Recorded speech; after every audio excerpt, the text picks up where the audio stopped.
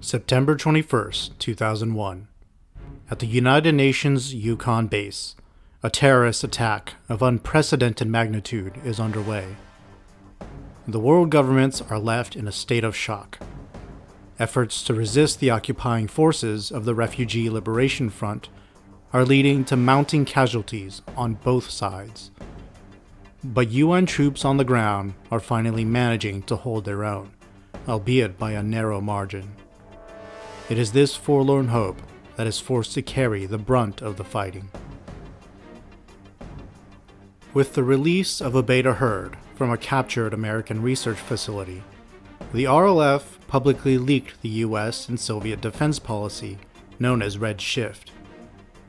Signed into effect when the USSR was granted a leasehold on northern Alaska, Red Shift called for the emplacement of countless high-yield hydrogen bombs planted in the regions spanning from the Brooks Range and downward into the Cook Inlet. Should the beta ever make landfall and cross this predetermined protective line, Red Shift would go into effect. The resulting explosion would leave a new ocean channel for American forces to defend in the wake of a devastated Alaska. This policy would destroy Soviet, UN, and American positions, from Yukon Base at the rear to Anchorage along the coast and Selawik at the very front line. All information regarding Red Shift was kept classified and hidden from the general public, especially to the Soviet refugees, who risked abandonment in the event Red Shift were to be enacted. These were the terms of their resettlement on United States soil, and it now stood as the latest controversy of US foreign policy. UN forces on the ground, being unable to neither verify nor invalidate the RLF's claims, could not ignore Red Shift as a factor to consider. First Lieutenant Yui Takamura, leading her ad hoc strike team of tactical surface fighters, is quick to begin calculating the trajectory of the beta advance. She weighs the option of how best to conduct an attack and recapture the base headquarters. Yukon Base was currently under a communications blackout, with the full situation unknown to the US or Soviet government. Opening communication lines with forces outside would be their only hope at preventing Red Shift. But Takamura's force was not the only unit capable of action. A contingent of Spetsnaz troops, though battered by enemy forces early on, were holding position at a security facility on the northern side of the river. Commanded by 2nd Lieutenant Zabrovsky, the Russian troops are preparing to withdraw from Yukon Base. South of the river, on the outskirts nearest to the RLF-held comm facility, a detachment of the U.S. Army's Delta Force, under Captain Gibson, have taken up concealed positions, remaining in observation of enemy emplacements. Outside of the Yukon region's immediate vicinity, the surviving B-1 bombers, which had intended to level the GHQ, are now in a holding pattern outside the range of the Laser-class Beta. As well, a battalion of F-15 Eagles had recently been stationed at Fairbanks and are on standby to sortie once a full analysis of the situation can be delivered. Somewhere around Yukon Base itself, a flight of F-22 Raptors from the 65th Combat Training Battalion, commanded by 1st Lieutenant Keith Blazer, were fighting a series of guerrilla skirmishes against RLF patrols. They too were intent on aiding efforts to reclaim the base. The RLF, intermingled with terrorist cells and paramilitary groups such as the Allegiance, were heavily entrenched around 3 critical positions. Captured tactical surface fighters and exoskeleton-equipped mechanized infantry patrolled the streets of Lilford, preventing the civilian populace from evacuating despite the looming beta advance. The communication center, the source of all RLF jamming and data link manipulation, was guarded by infantry forces equipped in the gear of UN personnel. The center of operations was the control facility deep within Yukon Base GHQ, where the insurgent, codenamed Valentine, remained in command. Command of the TSF forces fell under the Allegiance operative, codenamed Major Christopher. Around GHQ, a squadron of MiG-29s remained in a relatively fixed position, ready to intercept any approaching attackers. Much like in Lillefort, mechanized infantry patrolled the immediate perimeter of the HQ complex. The hijacked MiG-29 Fulcrum prototypes of the Graf test flight were also present, and several other flights of MiG-29s patrolled the airspace over the communication center. According to official accounts, Christopher remained the pilot of a Fulcrum. Combat footage, which the Soviet government holds in heavy dispute, suggests that the Allegiance had managed to hijack a prototype Su-47 Burka, and that Christopher was likely in possession of that machine. Regardless, because of these defenses, the GHQ could not readily be taken by a frontal assault. Takamura's troops, with limited time, fuel, and ammunition, are left in a difficult situation. Recognizing this, they resort to a more unorthodox method of counterattack. The enemy, despite their numbers, were stretched thin outside of their three primary sectors of control. Thus, in a spur-of-the-moment act of daring, the UN pilots initiated a movement toward the northern shore of the river in Soviet territory. Their destination was the Soviet TSF forces' security hangars, where open propellant and ammunition stores had been left unguarded. Here, they consolidated their unit between two flights of TSFs, Argus, consisting of Takamura and the two Shiranui 2nd prototypes, and Eagle, consisting of the Su-37 Terminator, and reportedly a Soviet officer, Lieutenant Jerzy Sandek, piloting a requisitioned Strike Eagle. Several sources indicate that the remaining Strike Eagle was still piloted by Lieutenant Yi Fei of the Chinese Baofeng flight, while Sandek had in fact disembarked to conduct activities on the ground. Neither assertion can be confirmed over the other, but it is these Soviet officers who were able to establish communications with the nearby Spetsnaz troops. Still under the fog of war, and with the red shift impending, Lieutenant Zabrovsky repeatedly refuses any requests to join in a counteroffensive due to the risk factors involved. He declares his intent to withdraw instead. One of his men, Sergeant Stanislav Nikhailovich Zelenov, renders the lieutenant unconscious. Zelenov then assumes command of the Spetsnaz element, and he quickly agrees to take part in the counterattack. Through him, Delta Force is contacted as well, and in an act of both necessity and controversy, Captain Gibson is said to have provided classified blueprints to the base facilities. These would prove crucial in coordinating the eventual assault on HQ, with minimal risk to the hostages within.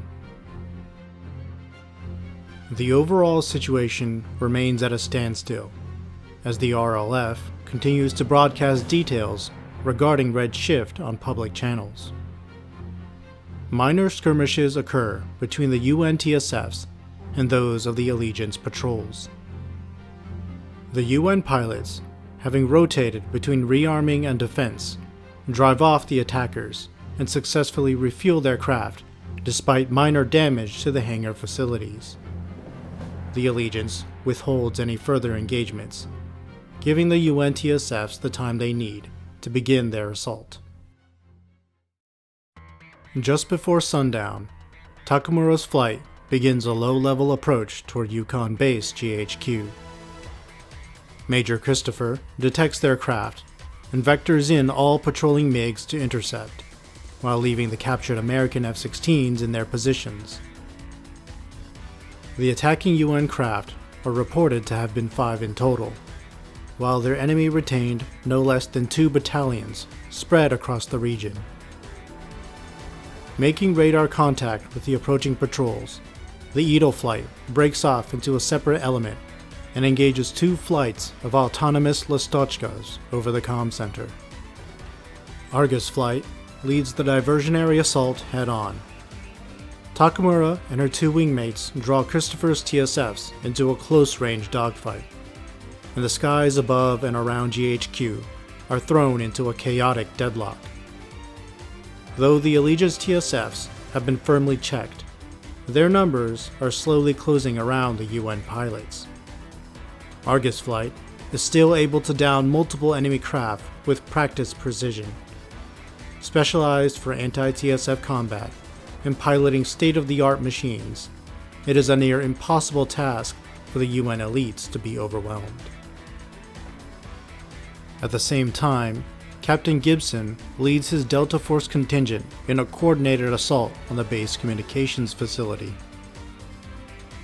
The RLF insurgents stationed there are taken by surprise and request immediate support. Valentine, recognizing that they are under a complex attack, identifies the comm center as the enemy's main objective, and she orders all mechanized infantry from the GHQ to cross the river and assist in defending the vital position. With the TSFs heavily engaged above, a hectic ground battle ensues below. Even with reinforcements, the RLF troops struggled to pin down the US Army's elite counter-terrorism operators in a firefight. Both UN and American assaults are serving as a diversionary effort for the main thrust of the counterattack. Crossing the river and locating a series of unguarded maintenance tunnels, Spetsnaz troops are able to reach the vicinity of GHQ. Using explosives, they breach the RLF-held structure and storm the terrorist positions within. The insurgents establish a series of barricades, and close-quarters combat once again fills the halls of the HQ, this time with the RLF on the back foot. The Spetsnaz systematically eliminate them in room-to-room fighting. Both ground forces report their success in breaching the enemy facilities, with the infantry combat now taking place indoors, where they hold the clear advantage. The need for TSF cover is no longer necessary. Eagle flight clears the skies over the comm center, while Argus withdraws from the main engagement over HQ. They vector southward toward Lilford, where they plan to engage the advancing Beta herd. Christopher pursues with all of the TSFs he has remaining. Advanced elements of the Beta have already begun charging through the streets of Lilford. Civilians are given little in terms of shelter or time, and many struggle to stay out of harm's way. RLF mechanized infantry and F-16s, which had hoped to evacuate from Lilford, have been forced to prepare for a defense against the incoming UN craft, and thus they were quickly dragged into a battle with the Beta as well. The Allegiance TSFs and Argus flight engage one another in a running battle as they approach Lilford.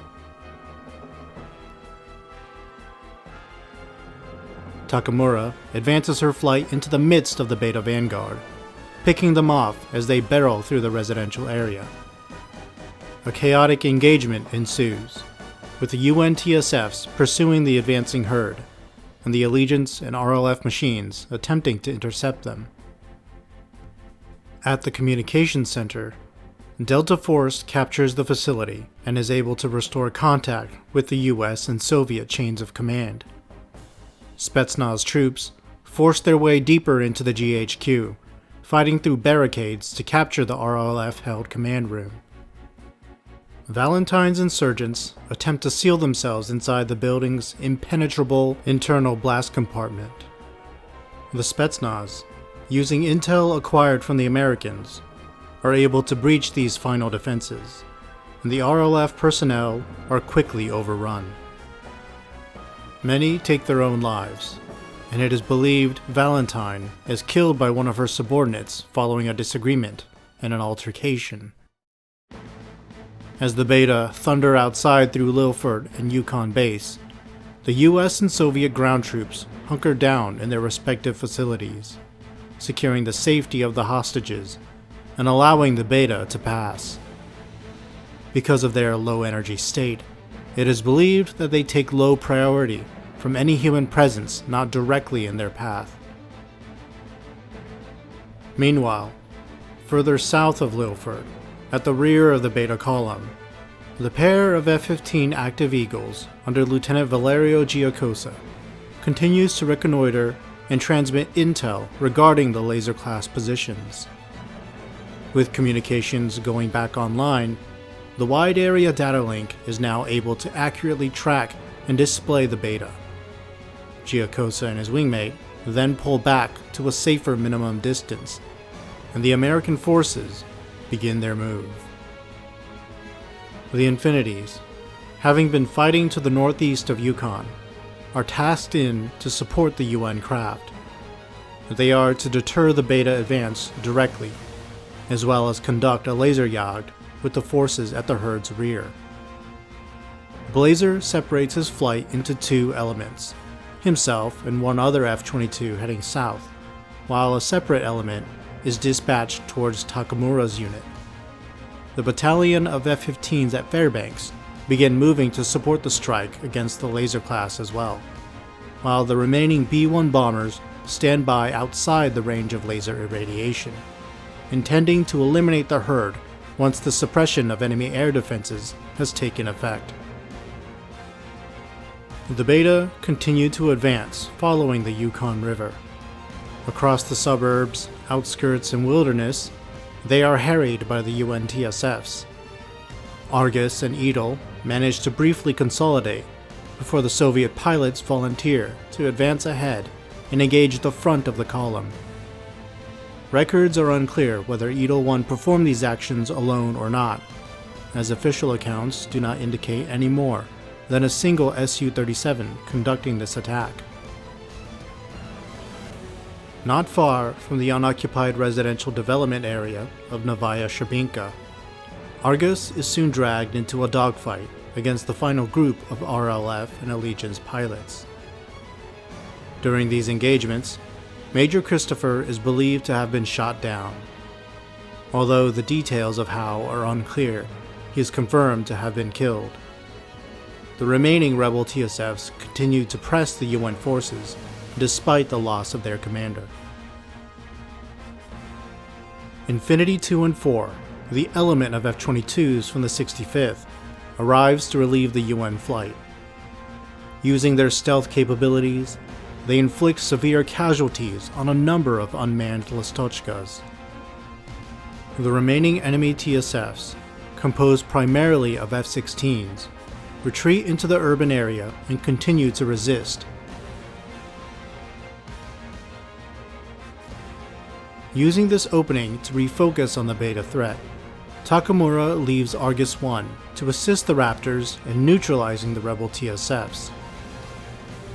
White Fang 1 and Argus 2 then proceed west to join with Eagle 1 in preventing the Beta advance on the Redshift line. The fighting at Novaya Sherbinka is difficult, as remnant packs of grappler and tank class stray onto the battlefield and harass both US and RLF forces. Infinity 4 provides overwatch, while Infinity 2 and Argus 1 work in tandem to lure out and destroy the heavily entrenched terrorist craft. While the fighting is most critical to the west, equally as important is the fighting to the rear of the Beta herd.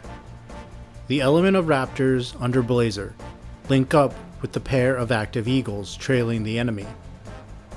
Forming a flight, they initiate a laser jagd. At least one heavy laser and multiple standard laser class are pitted against them, scattered throughout the rear of the enemy column. This does not deter their attack. The Raptor pilots are as highly trained as Giacosa and his wingmate, and the combined flight soon wreaks havoc against the laser class. With the Laserjagd successfully underway, the B-1 Lancers soon begin their approach. As well, the U.S. battalion from Fairbanks successfully links up with Blazer's team, and the American-led strike force begins fighting their way toward Novaya Sherbinka, hunting down laser strains wherever they can be detected. As their methodical sweep continues, a squadron of F-15s detach from the battalion and rush ahead to relieve the fighting at the abandoned residential area. Upon their arrival, Argus I is able to break away and head west to rejoin his unit. The American forces at Novaya Sherbinka then conduct an aggressive assault on the remaining RLF units. Infinity IV establishes an improvised command post and uses the advanced sensors of the Raptor to coordinate the maneuvers of the various American units. The RLF pilots attempt to delay the Americans using ambushes and guerrilla tactics, but they are faced with an unbreakable offense. Using fire and maneuver, the Eagles surround and suppress the hostile TSFs, fighting aggressively while at the same time escorting the Raptors as they conduct more precision attacks. Eventually, the RLF fall back to a final defense line, while the American squadron gives chase. Blazer's force complete their Laserjagd operations at the rear. Assaulting across Yukon Base, they wipe out all Beta immediately around the ongoing skirmish at Novaya Sherbinka. Circling around from the northwest, they then join the offensive against the RLF line. Despite facing a last, desperate barrage of gunfire, the US forces easily overwhelmed the enemy TSFs, finally eliminating the terrorist threat from the field. West of this engagement, hundreds of Beta are still pouring through the wilderness. Here, the Soviet pilots hold the line without fail, traversing the front of the Beta vanguard and cutting down any that threaten to breach the redshift detection line. It is this delay that gives the UN and US troops the valuable time they need in order to act.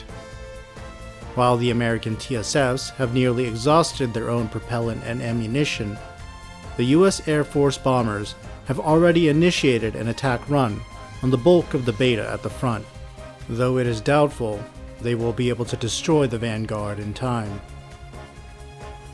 While the bombers approach, Takamura's element fights their way through to Eagle One's position. They are running low on ammo and have resorted to relying on their close-range weapons. White Fang 1 manages to form up with Eagle One, though Argus 2 is taken out in the process. The pilot is severely wounded in the crash, but records indicate that Eagle One was able to retrieve her damaged TSF. Along with Takamura, they defend the downed pilot from the surrounding Beta. Argus 1 arrives to reinforce their position and is able to extract Argus 2 to a secure location. He then rejoins the engagement, reinforcing the now heavily embattled element. In the process of wearing down the Beta, it is reported that Eagle One is downed as well, with both pilots injured. Argus 1 receives significant damage in the fighting, and Takamura herself is said to have completely exhausted her machine's propellant. The UN ground forces, however, had managed to successfully destroy the bulk of the Beta vanguard, who would have otherwise breached the detection line. The TSFs are relieved at the arrival of American bombers overhead, who begin carpet bombing the entire sector west of their position.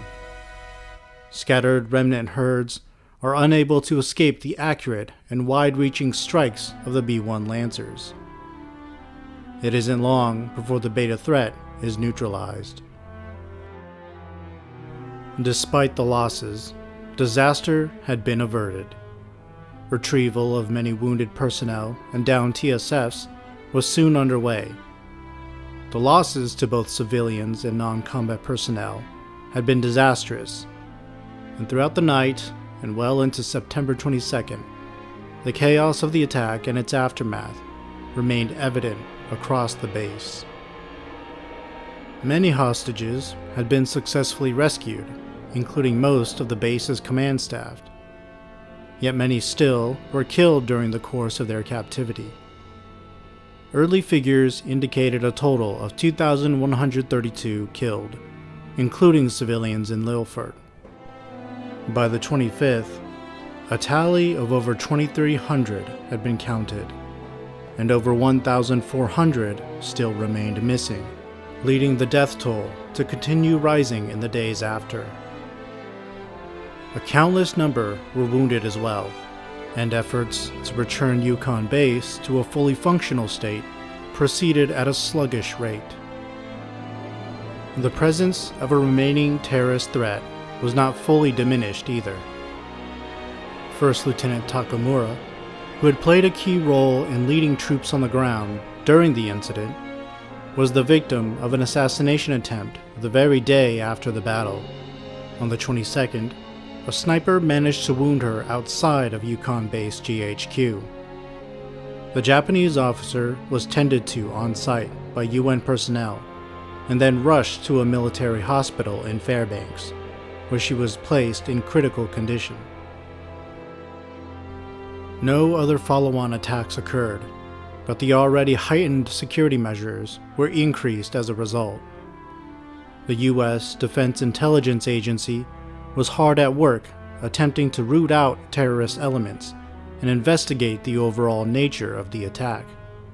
Their agents kept a close watch on all UN personnel, questioning those with refugee backgrounds or any who had held association with members of RLF sleeper cells. Nonetheless, the overall ramifications of the Yukon Base incident were felt worldwide by all parties who had been forced to endure it. The American government suffered an overall loss in standing, as their red shift policy was now made publicly known and scrutinized. Australia and the African Union were vocal in their demands for a UN hearing over the matter.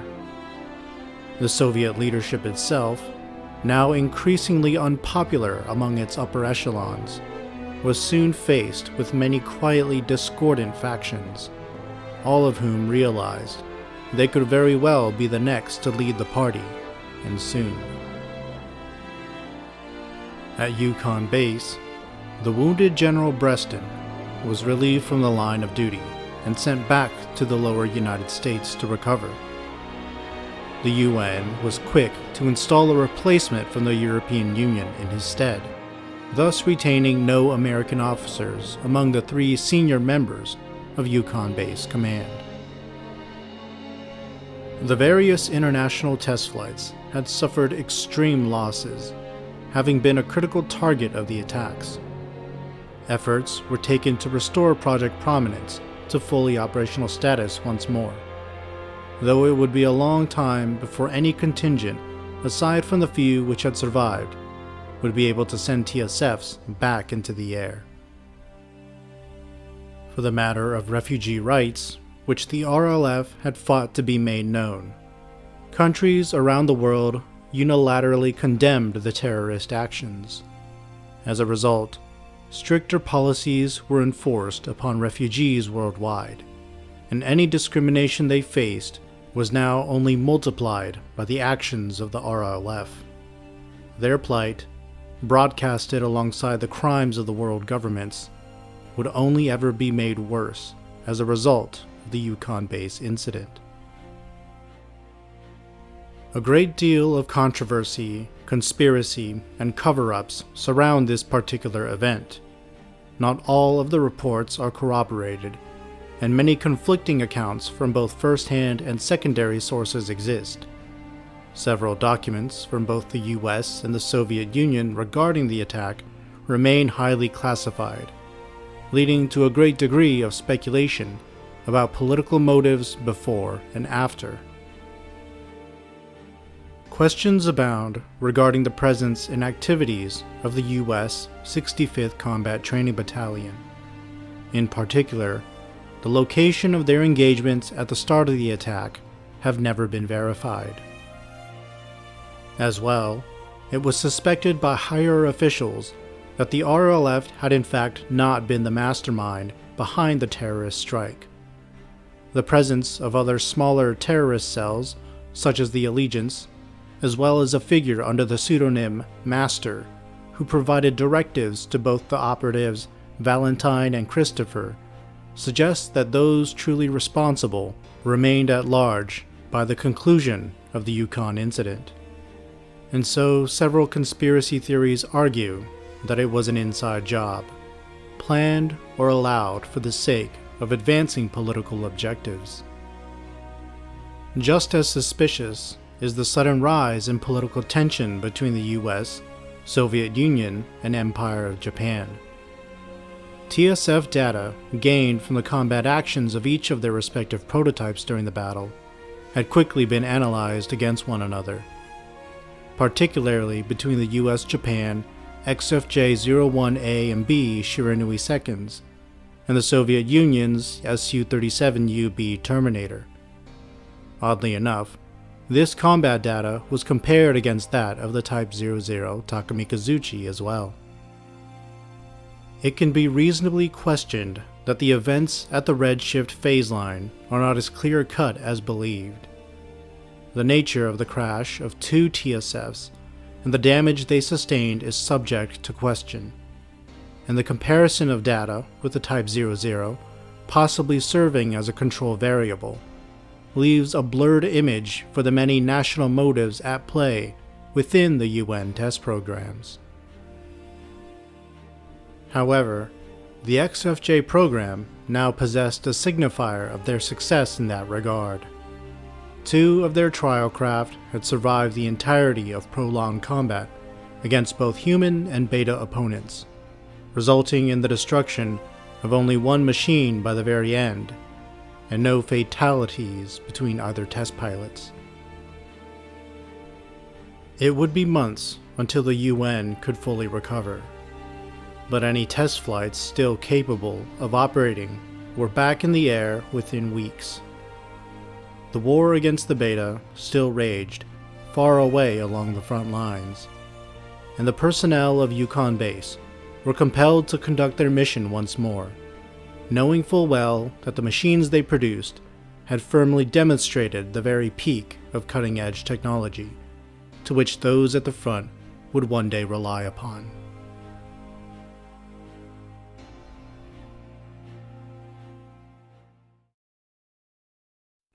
This concludes the battle record of the Yukon Base incident, an event steeped in deception, conspiracy, and inaccuracy. There are many other events to cover in the Muv-Luv Alternative universe, and we aim to explore them. A huge shout out goes to the followers on Patreon. This channel and the research and effort that goes into it are a testament to their support. Consider leaving a like, commenting, and subscribing to show your support, or join the fight for as little or as long as you like on Patreon. Stay tuned, as there will be more to come this year.